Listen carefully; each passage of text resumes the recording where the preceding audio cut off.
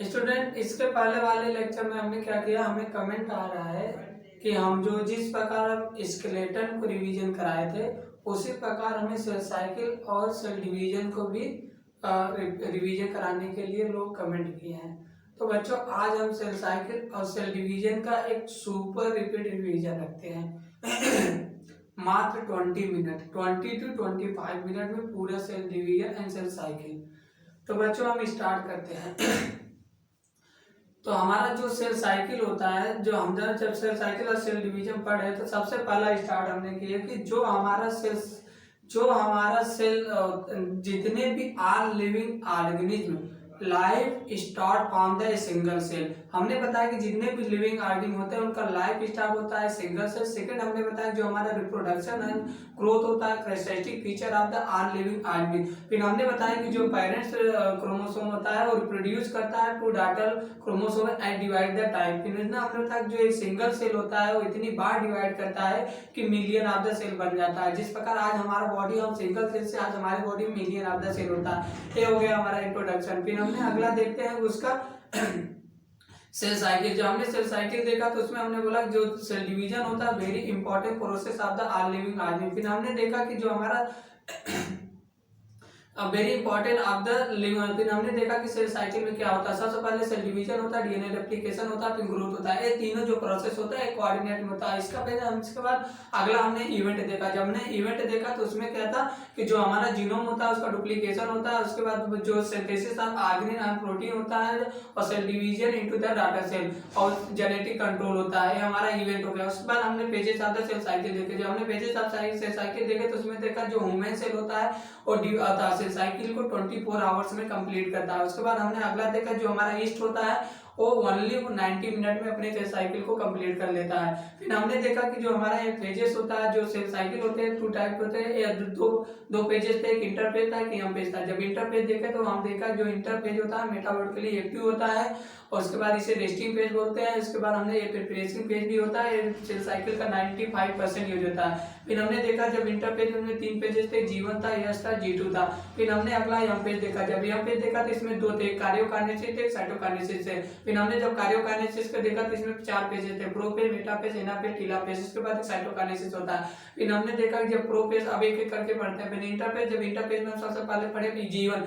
जो G1 होता है हमारा मेटाबॉलिकली एक्टिव होता है, मेटाबॉलिकली एक्टिव होता है, इसमें सेल ग्रोथ होता है, मैक्सिमम होता है। उसके बाद no replication of the DNA. फिर हमने अगला पेज यस होता है जो सिंथेसिस करता है या रेप्लिकेशन करता है डीएनए का। इसमें जो क्रोमो होता है डीएनए का अमाउंट डबल होता है, क्रोमोसोम नंबर सेम होता है, जो सेंट्रियोल होता है डुप्लीकेशन होता है। फिर हमने देखा G2 जो होता है प्रोटीन सिंथेसिस करता है, ट्यूबुलिन प्रोटीन होता है, इसमें सेल ग्रोथ बहुत कम होता है। फिर हमने देखा G0 जो G0 होता है उसमें सेल डिवाइड नहीं करता लेकिन मेटाबॉलिकली एक्टिव होता है और इसके बाद इसी को हम रेस्टिंग पेज बोलते हैं, रेस्टिंग पेज होता है। इसके बाद हमने देखा कि जो हमारा G1 होता है वो G0 होता है, G1 के बाद होता है विथ फर्दर द G1। और उसके बाद हमारा देखा इसमें जो इसका एग्जांपल होता है, इसमें हार्ट सेल में हमारा G0 होता है। फिर हमने अगला देखा कि ये हो गया हमारा G0। फिर हमने देखा कि जो माइटोटिक डिवीजन होता है मैक्सिमम टाइम डिप्लॉयड सेल में होता है, लेकिन एक्सेप्ट कुछ में होता है, जैसे हमारा मेल हनी बी होता है उसमें क्या होता है हैप्लॉइड सेल में माइटोटिक होता है। उसके बाद कुछ लोअर प्लांट होते हैं जो हैप्लॉइड डिप्लॉयड दोनों में होता है। फिर हमारा आता है यम पेज। जब हमने यम पेज देखा तो यम पेज देखा जो major dominating period of the cell cycle. फिर हमने देखा जो यम पेज होता है उसमें मेजर रिकॉग्नाइजेशन होता है, most dynamic period of the cell cycle. फिर देखा major recognization of the further, फिर virtually major recognization of the virtually all the component of the cell. फिर हमने देखा जो पेरेंट का क्रोमोसोम नंबर होता है वही जब माइटोटिक होता है, यम पेज में जब माइटोटिक होता है जो पेरेंट का क्रोमोसोम होता है वही डाटा सेल होता है, इसीलिए इसे बोलते हैं इक्वेशनल डिवीजन। और उसके बाद हमने देखा जो साइटोकाइनेसिस ऑफ जब न्यूक्लियस के कार्योकाइनेसिस में माइटोसिस होता है तो 4 स्टेजेस आता है, प्रोपेज, मेटापेज, एनापेज, टीलोपेज। जब हमने प्रोपेज देखा तो प्रोपेज देखा जब karyokinesis of the first page of the cell cycle, मतलब जो हमारा प्रोपेज होता है वो कार्योकाइनेसिस का फर्स्ट पेज होता है। फिर हमने देखा जो हमारा इसमें प्रोपेज के यस और G2 पेज में डीएनए तो बनता है, न्यू डीएनए फॉर्म होता है लेकिन नॉन डिस्टिंक्ट होता है, पर्दा अंडा वाइनर मतलब जुड़े होते हैं, इंटरवाइनेड होता है। फिर हमने देखा कि जो हमारा जीवन होता है, जो प्रोफेज होता है, इसमें जो क्रोमेटिक मटेरियल होता है उसका कंडेंसेशन हो जाता है। उसके बाद हमने देखा जो क्रोमेटिक मटेरियल एंड क्रोमोसोम होता है वो एक जो असंगत होते हैं। फिर हमने देखा कि इसके जो क्रोमोसोम होता है, इसके यस पेज में जब क्रोमोसोम का डुप्लीकेशन होता है तो जो हमारा सेंट्रियोल होता है मूव कर जाता है टू द अपोजिट पोल। फिर इसका फीचर देखे, इसमें फीचर देखे जो हमारा क्रोमोसोम होता है कंडेंस कर जाता है एंड जो हमारा क्रोमोसोम होता है डिकंडेंस होता है कंपैक्टेड माइटोटिक क्रोमोसोम। फिर हमने इसको जब क्रोमोसोम को देखे तो हमारा जो टू क्रोमेटिड होता है जुड़ा होता है, मतलब टुगेदर होता है, जुड़ा रहता है सेंट्रोमियर से। फिर अगला हमने इसका फीचर देखा कि जो हमारा क्रोमोसोम जब इंटरफेज के एस फेज में जब क्रोमोसोम का डुप्लीकेशन होता है तो जो हमारा सेंट्रियोल होता है मूव कर जाता है टुवर्ड द पोलिपोल। फिर हमने देखा जो सेंट्रियोल होता है रेडिएट होता है माइक्रोट्यूब्यूल ऑफ द एस्टर, जो एस्टर होता है जुड़ा होता है स्पिंडल फाइबर इन बोथ पोल। ये हो गया हमारा। अगला आता है हमारा मेटाफेज। जब हमने मेटाफेज देखा तो उसमें क्या होता है, जो क्रोमोसोम होता है कंप्लीट, जो न्यूक्लियस यूनिट कंप्लीटली डिsintegration होता है तो जो हमारा सेकंड स्टेज आता है माइटोसिस स्टार्ट हो जाता है। और जो क्रोमोसोम होता है सेपरेट कर जाता है to the cytoplasm of the cell होता है। उसके बाद हमने क्या देखा कि जो हमारा क्रोमोसोम होता है जब कंप्लीटली डिकंडेंस हो जाता है तो उसे क्लियरली अंडर द माइक्रोस्कोप से क्लियरली ऑब्जर्व करते हैं। फिर हमने देखा कि जो हमारा मॉर्फोलॉजी ऑफ द क्रोमोसोम जब देखते हैं मेटाफेज में तो क्या था, मोस्ट इजीली स्टूडाइड होता है। फिर हमने देखा जो हमारा क्रोमोसोम होता है बना होता है टू सिस्टर क्रोमैटिड जो हेल्ड होता है टुगेदर द सेंट्रोमियर। फिर इसमें एक स्मॉल डिस्प्लाई स्ट्रक्चर होता है जिसे हम, और जो लगा हुआ था सरफेस ऑफ द सेंट्रोमियर जिसे हम बोलते हैं काइनेटोकोर। जो हमारा काइनेटोकोर होता है टू क्रोमैटिड द्वारा स्पिंडल फाइबर द्वारा अपोजिट दोनों तरफ जुड़ा होता है। फिर हमने देखा कि जो प्लेन ऑफ एलेगिनेट आता है, उसके बाद फिर इसके बाद हमने देखा जो हमारा क्रोमोसोम होता है मूव करता है टुवर्ड द सेंटर की तरफ, उसके बाद सेंटर की तरफ, और जो हमारा आल क्रोमोसोम होते हैं वो लगे होते हैं इक्वेटोरियल प्लेट पर।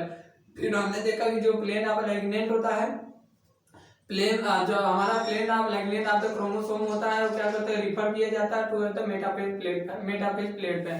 फिर ये हो गया हमारा मेटाफेज का जब होता है क्या कहते हैं, जब इसका फीचर देखते हैं तो हमारा जो स्पिंडल फाइबर होता है अटैच होता है काइनेटोकोर ऑफ द क्रोमोसोम। दूसरा होता है कि जब हमारा क्रोमोसोम होता है move with the equatorial plate पर स्पिंडल इक्वेटर पर एलिग्नेट अलोंग द क्या होता है, एलिग्नेट अलोंग मेटाफेज प्लेट। फिर स्पिंडल बोथ द पोल जुड़ा होता है। ये हो गया हमारा मेटाफेज। फिर हमने एनाफेज देखा तो एनाफेज देखा जो हमारा क्रोमोसोम इक्वेटर पर लगे तो उसमें स्लाइमेट्रिकली स्प्लिट करता है, टू क्रोमेटिड मूव कर दिया, माइग्रेट कर दिया टुवर्ड द अपोजिट पोल। और जो हमारा सेंट्रोमियर, जो हमारा क्रोमोसोम होता है वो अवे फ्रॉम द इक्वेटर से दूर जाना जाता है। जो सेंट्रोमियर होता है उसका जो सेंट्रोमियर होता है उसका डायरेक्शन होता है पोल की तरफ होता है, जो उसका टेल होता है उसका डायरेक्शन होता है इक्वेटर की तरफ होता है। फिर इसका फीचर देखते हैं तो हमारा जो फीचर होता है, जो हमारा सेंट्रोमियर होता है वो स्प्लिट कर जाता है, जो क्रोमेटिड होता है सेपरेट कर जाता है, जो क्रोमेटिड होता है मूव कर जाता है टुवर्ड द अपोजिट पोल। ये हो गया हमारा एनाफेज। जब हमने टीलोफेज देखा तो इसमें क्या था, जो हमारा क्रोमोसोम होता है रीच होता है टुवर्ड द पोल, और उसके बाद हमने कहा कि जो क्रोमोसोम होता है वो डिकंडेंस कर जाता है, और उसके बाद टू क्रोमेटिड, उसके बाद हमने कहा कि जो हमारा न्यूक्लियस एनवलप होता है उसका रिफॉर्म हो जाता है। उसके बाद जो गोल्गी बॉडी एंडोप्लाज्मिक रेटिकुलम और न्यूक्लियस मेम्ब्रेन होता है उसका भी रिफॉर्म हो जाता है। फिर अगला आता है हमारा साइटोकाइनेसिस। जब हम साइटोकाइनेसिस देखे तो उसमें क्या था कि उसमें दो सेल थे, प्लांट सेल एनिमल सेल है। तो उसमें क्या था, जो प्लांट सेल होता है उसमें सेल सेंट्रीफ्यूगल फोर्स लगता है to away from the centre होता है, उसमें सेल प्लेट बनता है जो मिडिल लेमला एंड टू मतलब सेल वॉल के बीच में डिस्टिंक्ट करता है। फिर उसके बाद हमने देखा जब एनिमल सेल देखा तो उसमें सेंट्रीपिटल फोर्स लगता है टू द सेंटर होता है, इसमें सेल फरो होता है। और उसके बाद हमने देखा कि इसमें कार्योकाइनेसिस तो होता है लेकिन साइटोकाइनेसिस नहीं होता, तो उससे फार्म होता है और इसी बोलते हैं मल्टीपल न्यूक्लियर डिवीजन बोलते हैं। इससे फॉर्म होता है सिंसाइथियम जिसे बोलते हैं, जो जिसका एग्जांपल होता है liquid endosperm of the coconut. इसके बाद हमारा अगला आता है, ये हो गया हमारा साइटोकाइनेसिस, मतलब साइटोकाइनेसिस। अब आता है हमारा माइटोसिस। जब हमने माइटोसिस देखा तो माइटोसिस क्या था कि ये mitosis is the equational division of the cell, मतलब जो माइटोसिस होता है इक्वेशनल डिवीजन होता है, मेजर टाइम होता है डिप्लॉयड सेल में होता है, एक्सेप्ट कुछ हानि भी होते हैं, मेल हानि भी एंड उसके बाद मेल हानि भी एंड कुछ लोअर प्लांट होते हैं जो हप्लॉयड सेल में इसका माइटोसिस होता है। और जो माइटोसिस होता है क्या कहते हैं, मेजर मतलब मैक्सिमम जो माइटोसिस होता है डिप्लॉइड सेल में होता है, तो बता दिया। फिर हमने कहा कि जो हाँ, जो माइटोसिस होता है वो डिवाइड करता लाइफ और ऑर्गेनिक इन इसेंशियल प्रोसेस होता है, वेरी इसेंशियल होता है लाइफ के लिए ऑर्गेनिज्म में। फिर हमने देखा कि जितने भी मल्टीपल मल्टी सेलुलर ऑर्गेनिज्म होते हैं उसमें ग्रोथ होता है माइटोसिस के कारण होता है, माइटोसिस डिवीजन के कारण। फिर हमने देखा कि जो हमारा माइटोसिस होता है वो सेल रिपेयर का भी काम करता है, जो हमारा सेल डिवाइड करता है, जो खराब सेल होता है उसको रिपेयर करता है। जैसे फॉर एग्जांपल हमारा एपिडर्मिस हो गया, लिनिंग ऑफ गट हो गया, ब्लड हो गया, इसमें माइटोटिक डिवीजन होता है। और उसके बाद जब हम प्लांट में देखें जो मेरिस्टेमेटिक टिश्यू होता है उसमें एपिकल या लेटरल मेरिस्टेम जहाँ डिवाइड होता है वहाँ माइटोसिस होता है, जो पूरे लाइफ तक ग्रोथ करता रहता है। ये हो गया हमारा माइटोसिस। फिर हमने मियोसिस देखा, जब मियोसिस देखा तो जो हमारा मियोसिस होता है, जब कहीं भी मियोसिस होता है तो जो हमारा क्रोमोसोम नंबर होता है वो हाफ हो जाता है। जब क्रोमोसोम नंबर हाफ हो जाता है तो उसके बाद जो हमने देखा कि जितने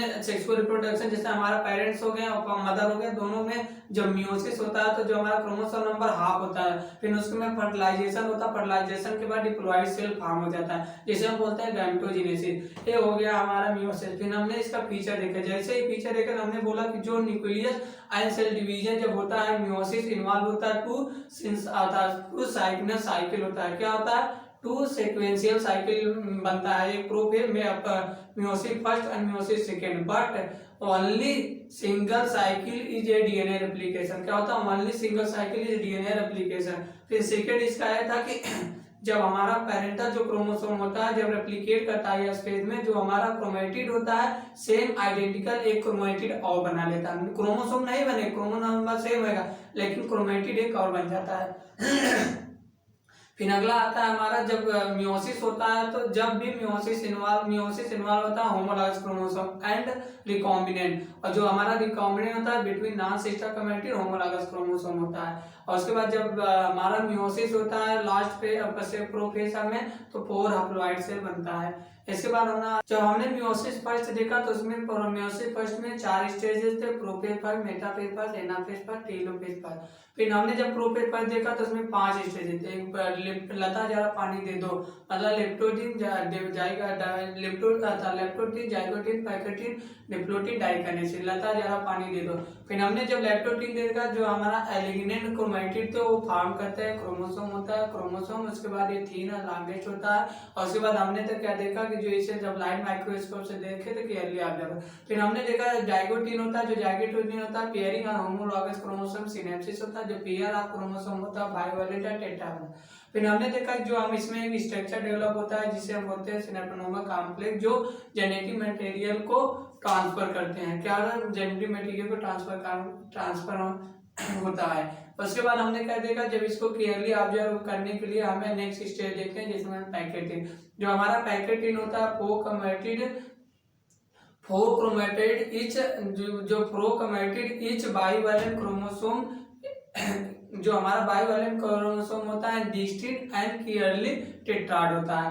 फिर हमने देखा कि इसमें रिकॉम्बिनेंट नडूल था, जो रिकॉम्बिनेंट नडूल होता है और the site where crossing over take place. क्या होता है, site where crossing over take place. तो हमारा रिकॉम्बिनेंट जो होता है वो between the non sister chromatid and homologous chromosome होता है। फिर हमने देखा कि इसमें एक एंजाइम यूज होता है जिसे हम बोलते हैं रिकॉम्बिनेंस एंजाइम होता है। इसका स्ट्रक्चर भी बना के दिखाया था, जो bivalent tetrad crossing over take place होता है। फिर हमने क्या कहा कि अगला स्टेज आता है हमारा डिप्लोटीन। जब डिप्लोटीन देखा तो इसमें जो हमारा डिप्लोटीन होता है उसमें जो सिनेप्टोनोमल कॉम्प्लेक्स होता है उसका डिसोल्यूशन हो जाता है। क्या हो जाता है, डिसोल्यूशन होता है। जब डिसोल्यूशन हो जाता है और उसके बाद हमने देखा जो हमारा डिप्लोटीन होता है लॉन्गेस्ट होता है, लॉन्ग महीनों और ईयर तक चलता रहता है। फिर हमारा जो हमारा डिप्लोटीन होता है रिकम्बाइंड करता है homologous chromosome except site over crossing over. क्या होता है, except site of crossing over. तो जब क्रॉसिंग ओवर होता है तो इसमें एक सब स्ट्रक्चर बनता है जिसे बोलते हैं चॉस्मेटा। क्या होता है, चॉस्मेटा। उसके बाद हमारा अगला आता है नेक्स्ट स्टेज आता है जिसे हम बोलते हैं last stage of the prophase first. क्या होता है, डाइकाइनेसिस। जो हमारा डाइकाइनेसिस होता है उसमें हम देखते हैं जो हमारा चॉस्मेटा होता है उसका टर्मिनलाइजेशन हो जाता है। जब टर्मिनलाइजेशन हो जाता है तो जो हमारा क्रोमोसोम होता है वो फुल्ली कंडेंस हो जाते हैं और जो होमोलॉगस क्रोमोसोम होता है सेपरेट कर जाता है। फिर उसके बाद इसमें हम देखा कि जो हमारा सेंट्रियोल होता है मूव कर जाता है टुवर्ड्स द अपोजिट पोल। फिर हमने इसमें देखा जो हमारा न्यूक्लियस और न्यूक्लियस एंगुलर होते हैं और डिसअपीयर हो जाते हैं। ये हो गया हमारा diakinesis of the prophase first. फिर उसके बाद